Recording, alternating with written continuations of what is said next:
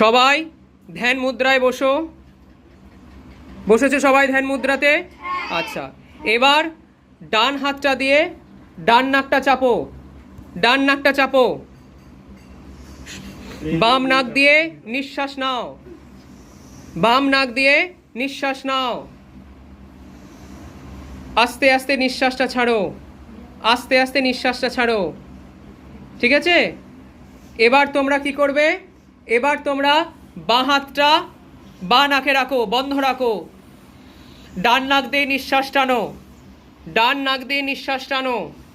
ঠিক আছে? ডান নাক দিয়ে নিঃশ্বাস টানো, আস্তে আস্তে ছাড়ো, আস্তে আস্তে নিঃশ্বাস ছাড়ো। ঠিক আছে?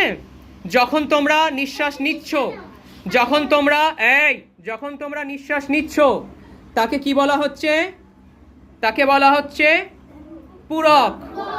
যখন তোমরা ভেতরে থাকছো তখন কি বলা হচ্ছে? কুম্ভক। আর যখন তোমরা নিঃশ্বাস ছেড়ে দিচ্ছ তাকে বলা হচ্ছে কি? রেচক। প্রাণায়ামের তাহলে 3টে অংশ, তাই তো? ঠিক আছে।